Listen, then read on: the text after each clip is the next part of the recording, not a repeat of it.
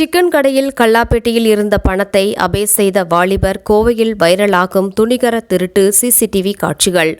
கடைக்காரர் வெளியே இருந்த நேரத்தில் கைவரிசை.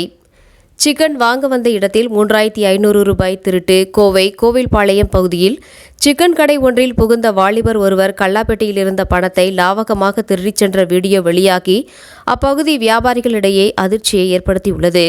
சிக்கன் வாங்குவது போல வந்த கடைக்காரர் கவனிக்காத நேரத்தில் பணத்தை அபேஸ் செய்த அந்த வாலிபரின் செயல் அதிர்ச்சியை ஏற்படுத்தியுள்ளது. கோவில்பாளையம் பகுதியில் ஜெகநாதன் என்பவர் சிக்கன் கடை நடத்தி வருகின்றார். கடந்த 5ஆம் தேதி செவ்வாய்க்கிழமை அன்று ஜெகநாதன் கடையின் முன்புறம் நின்றபடி சிக்கனை வெட்டி சுத்தம் செய்யும் பணியில் ஈடுபட்டிருந்தார். இந்த சூழலை சரியாக பயன்படுத்தி கொண்ட அந்த வாலிபர் சிக்கன் வாங்க வந்தவர் போல மெதுவாக கடைக்குள் நுழைந்துள்ளார். ஜெகநாதன் வெளியே வேலை பார்த்து கொண்டிருந்த இடைவெளியில் அந்த வாலிபர் கல்லாப்பெட்டியை திறந்து அதிலிருந்த 3500 ரூபாயை எடுத்து தனது பாக்கெட்டில் திணித்து கொண்டு மின்னல் வேகத்தில் அங்கிருந்து சென்றுள்ளார். சிறிது நேரம் கழித்து கல்லாவில் இருந்த பணத்தை சரிபார்த்த ஜெகநாதன் பணம் குறைந்திருப்பதைக் கண்டு அதிர்ச்சி அடைந்தார்.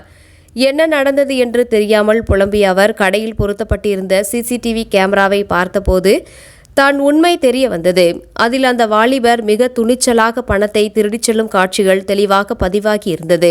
இந்த சிசிடிவி காட்சிகளை ஜெகநாதன் சமூக வலைதளங்களில் பதிவிட தற்போது அது வைரலாகி வருகிறது.